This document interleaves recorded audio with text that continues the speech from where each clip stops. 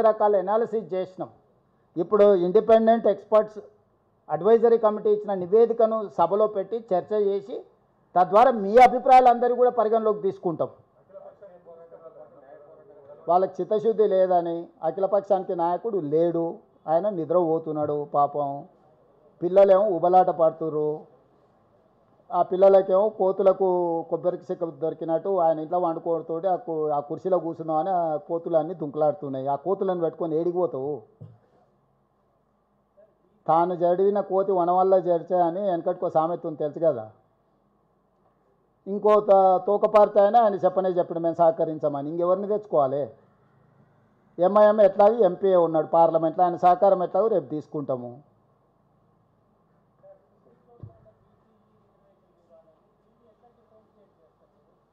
Supreme court పరిధిలో ఉన్నాయి, supreme court పరిధిలో ఉన్న చట్టం చేస్తే సుప్రీంకోర్టు ఎందుకు అడ్డం వస్తుంది? కరెక్టే విజయభాస్కర్ గారు, మీరు నా పాయింట్ అర్థం చేసుకుంటలేరు. మనం చట్టం చేసుకుంటే చట్టం ఒకటి ఉంటే అక్కడ అమలు జరుగుతున్నది ఇంకొకటి అయితే కోర్టు ఇంటర్వ్యూన్ అవుద్ది. నువ్వు చట్టమే చేసుకున్న తర్వాత ఆ రిజర్వేషన్ ఏంది? 50% పరిమితి దాటొద్దని, అవునా? 50% లోపల ఉండాలనే కదా వాళ్ళు చెప్పింది. అదే చెప్తున్నా, అదే అట్లాంటి ముస్లిం రిజర్వేషనే లేదు, అదే చెప్పిండ్రు వెనుకబాటుతనమని. 50% అనే పరిధి కూడా దాటిపోయింది. ఈడబ్ల్యూఎస్ రిజర్వేషన్ 10% ఎప్పుడైతే ఇచ్చారో మీరు చెప్పిన 50% అనే సూత్రమే వర్తించదు.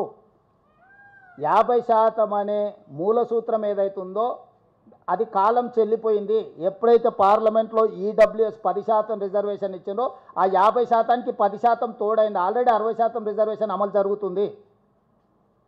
కాబట్టి ఈరోజు 50% లోపల ఎస్సీ ఎస్టీలు తీసేసి మిగిలింది ఓబీసీలకు ఇవ్వాలనేది.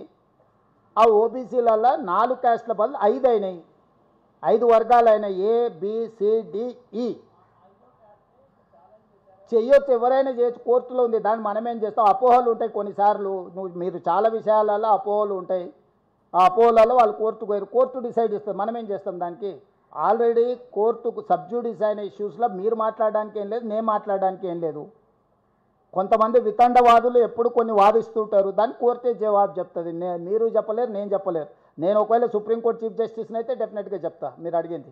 నేను చీఫ్ మినిస్టర్ని కాబట్టి ప్రభుత్వంలో చేసేది మాత్రమే చెప్పగలను.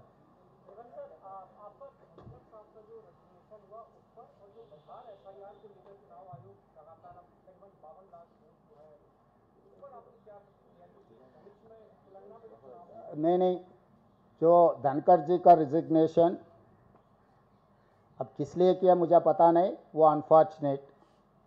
दूसरी बात, vice president of India Telangana को देना है,